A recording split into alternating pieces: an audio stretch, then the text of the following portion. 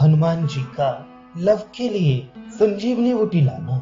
श्री रामदास जी कहते हैं, कंगन पाकर कुश ने अगस्त ऋषि से कहा, हे मुनि, आपने कंगन कहाँ पाया था, सो हमसे कहिए।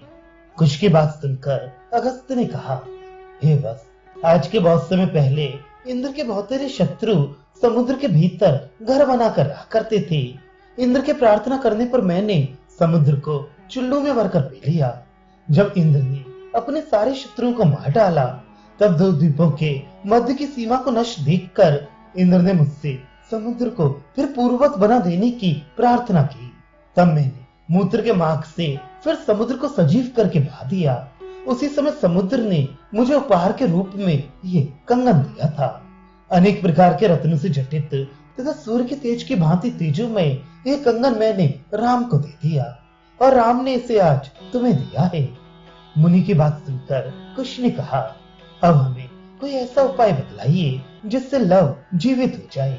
वह इस समय शत्रुओं के अस्त्रों से घायल होकर रणभूमि में पड़ा हुआ है।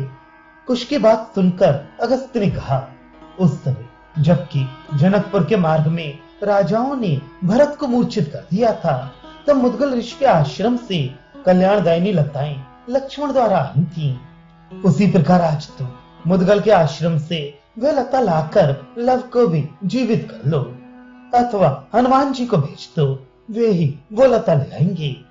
मुनि की बात सुनते ही हनुमान जी चल पड़े और थोड़ी ही देर में मुद्गल ऋषि के आश्रम से वो लता लाकर रख दी और उन्हीं लताओं से कुश ने क्षण मात्र में सेना समेत लव को जीवित कर लिया।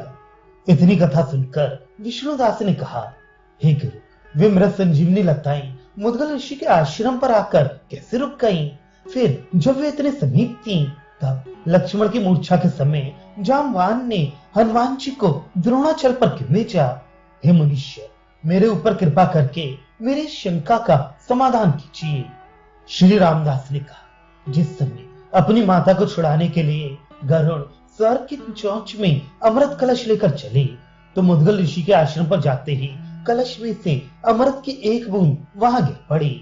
इसलिए और ऋषि के तपोबल से उसी स्थान पर वे मृत संजीवनी वल्लरियां उग गईं। वंचर जामवान इस स्थान की लताओं को जानते ही नहीं थे। इसी कारण हनुमान जी को द्रोणाचल पर भेजा था। जैसा तुमने प्रश्न किया, मैंने उसका उत्तर दे दिया। अच्छा, अब पुरानी कथा पर आ जाओ और उसे सावधान मन से सुनो। उस औषधि से जीवित लव आदि वीर लौटकर सहर्षि अपनी अयोध्यापुरी में आ गए।